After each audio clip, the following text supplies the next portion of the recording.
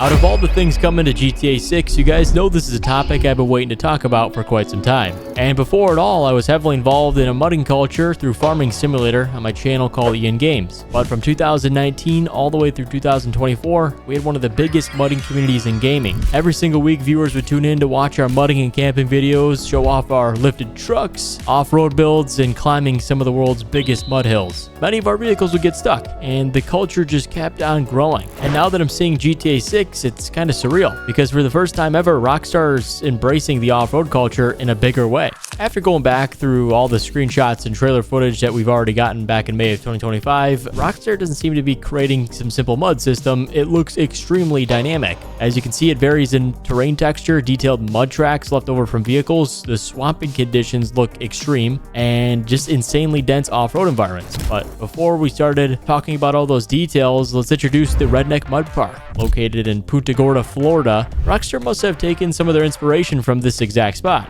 There's the giant mud pits that we talked about, the swamp trails, lifted trucks and side-by-sides flowing everywhere. We've got the iconic log bridge with obviously a nice razor on top. And these are all the official screenshots, so pretty cool to see that. And there's thousands of people that span across these mud parks on a given Saturday or a Sunday, depending on when the most popular day is there. I don't know. Now, let's talk about the setting for this. With GTA 6 being based in Florida, the setting is perfect for this culture that we're looking to create. Or it might already be placed with NPCs, but I'm sure players will take a massive play in this. Florida in general has a massive off-road scene, and the mudding culture, like I said, very extreme. It's the southern part of Florida, and even just that, the entire state of Florida has lifted trucks going everywhere, swamp parks, mud parks, water crossings. It's very dense in terms of off-roading because it's 300 feet above sea level. So being the lowest base state to sea level, it's pretty awesome. While all existing in the perfect hot climate that creates the thick mud that causes your vehicles to get stuck. So when Rockstar really understood that, they ran with it. And another detail I kept noticing is when you look at all the off-road vehicles Rockstar shows us, the dirt bikes, the four-wheelers, all of the side-by-sides and trucks,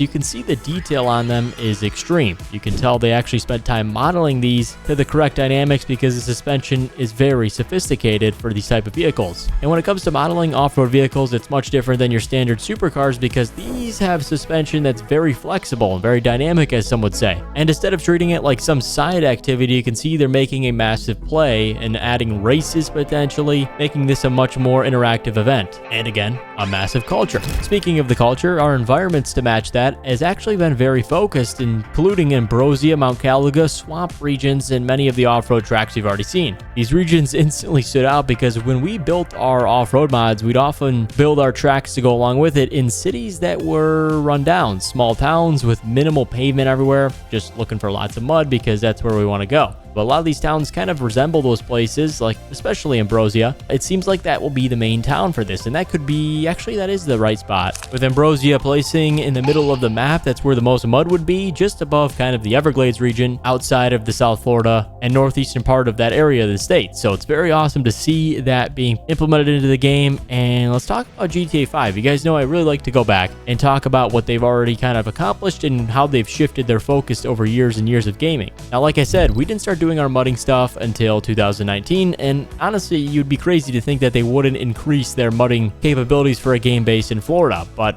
couldn't do that in Los Angeles, so that's why they didn't focus on it in GTA 5. But to sum it up in one word, I would consider it dry, okay? There was lots of dry trails, and honestly, that's kind of what the state of California is like. It gets minimal rain compared to Florida, which has some seasons that could rain almost every day out of the month in its rainy season. And the terrain barely mattered because you didn't have any challenges of getting stuck. It just basically didn't exist. Water only mattered when your vehicle sank and you really just drove it into the ocean or some small lake. But most vehicle capabilities felt identical to each other because it didn't matter where you drove. You could take a Lamborghini up through the mountain regions and somehow it barely mattered. You could take any vehicle you wanted for that day. As long as you delivered your cargo on time, you're good to go. And what's so funny about all this is the Farming Simulator community of all games actually solved this years ago. It was more of the culture. I mean, sure, there's games like SnowRunner, MudRunner that had actual dynamic mud, but the terms of culture and people actually liking to see good off-road vehicles, they came to Farm Sim to watch that. And there was a mod that came out in 2021, or could have been 2020. Let me check that. Aha, okay, October of 2020, so it was then. That's what I thought. Actually, a long time ago. But it completely changed the game. It introduced, obviously, some extreme terrain differences we noticed, and and the mud would actually spin up onto our vehicles, and it went everywhere. It was pretty awesome. We'd have to recover vehicles for real, and it really challenged our gameplay, and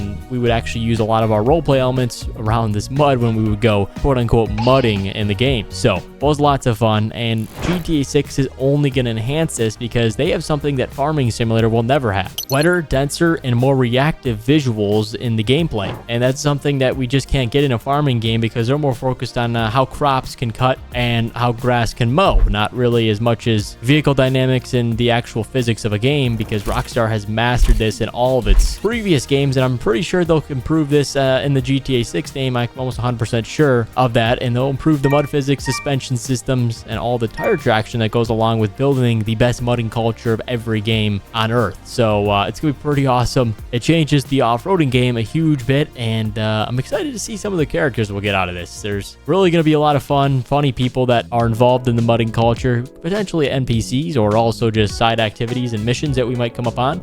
And they definitely have a certain charm of character to them. They love the United States and everything that their country embraces, which is cool to see. And let's just say their trucks also match their personalities, sometimes very big. As you can see, there's a giant mud truck in the background with, those could be about 6's tires, 60 inches. That's a pretty big tire, about 5 feet if you didn't know. So yeah, there's going to be a very dynamic amount of personalities in the mudding culture, which is awesome to see because that actually would keep things exciting. And you don't have the same repetitive person over and over again telling you what to do. You get a bunch of different people and a bunch of different opinions, and you mix those together and you get a whole lot of fun. And that's when this gameplay becomes addictive to players who've never really even experienced the mudding communities, and they might actually become hooked. Because why? Well, ordinary people do love gameplay like this. They like recovering stuck trucks. Maybe towing their own friends out of mud and trail riding with extreme conditions can make it fun for pretty much anybody. I don't know who doesn't like getting fun and messy in the mud when you can really just sit there with your controller, so you're really not getting dirty. I don't know, I'm trying to get there, but as you can tell, you don't have to go out in real life and do it. You can play it in a video game and it looks just as real. So that's going to be awesome. And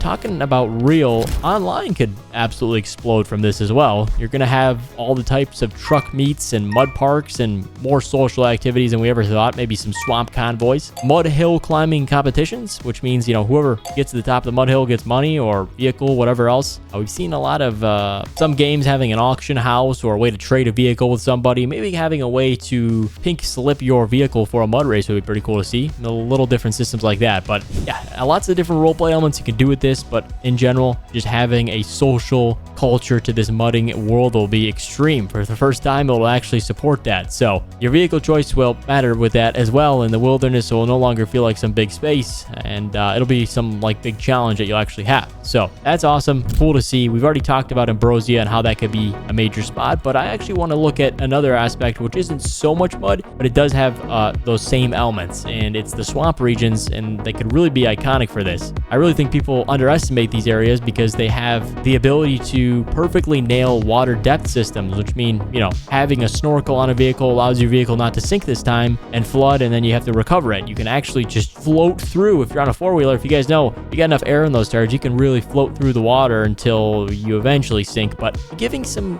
water dynamics would be nice to see. It's a little less mud. There's probably mud at the bottom, but having the ability to kind of just crawl through water for a little bit on your tires before you sink to the bottom would be very nice. And also with water and having it so dynamic now, having sound systems to also match that, having water splash, but also when your tires are rotating at, let's say, 1,000 RPM or however fast they're moving, they create some super cool noise that you would honestly just have in real life, like the water noise, we'll call it. And then it could interact with some bit of mud, but the overall physics of with the water systems and the swamp regions could be very cool. And I think it could be one of the most iconic parts of GTA 6 because you can actually float your vehicle, which could be pretty cool. As long as it's shallow enough, you can probably keep on moving. And speaking of the snorkels, adding customizations to kind of help with that. You know, snorkels are main thing that would keep you from sinking or your engine still running and flooding, I guess you could say. You can still sink, but you won't flood the motor because the snorkel actually grabs air from above and brings it down, and it actually helps out as long as your engine stays running, but it only helps for a certain amount of time period before eventually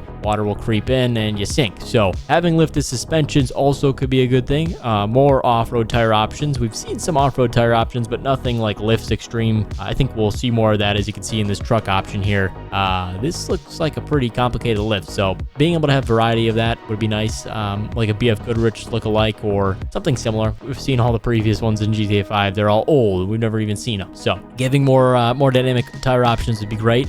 Recovery gear to obviously pull out your friend or whatever else would probably be like a tow chain, tow rope, and actually have the ability to snap it would be cool. So if you give it too much tension and you think you could just yank the vehicle, it doesn't seem very realistic. So yeah, having like some sort of dynamic, I keep saying the word dynamic, but all that means is in-depth system of towing somebody out of mud or water. So to sum it all up, guys, what it is mudding is taking vehicles through water and deep mud to have the mud stick to your vehicle, sink the tires, and kill your traction, which is the challenge that makes it exactly fun, because it's like quicksand and it's a whole lot dirtier. And that's everything to know about Grand Theft Auto 6's mudding culture so far. We might end up seeing a lot more in the future, but as we know, it's going to end up being way bigger than people plan to expect. Rockstar seems to be creating a world where leaving the road will actually matter this time, and it's all I care about. I would love to see these elements be supercharged into an awesome culture, and guys, that's all we got. So thank you for watching this video. I'm super excited for this part, if you couldn't already tell. I really appreciate a thumbs up on this video so we can dive into more cultures in Grand Theft Auto 6, but until next video,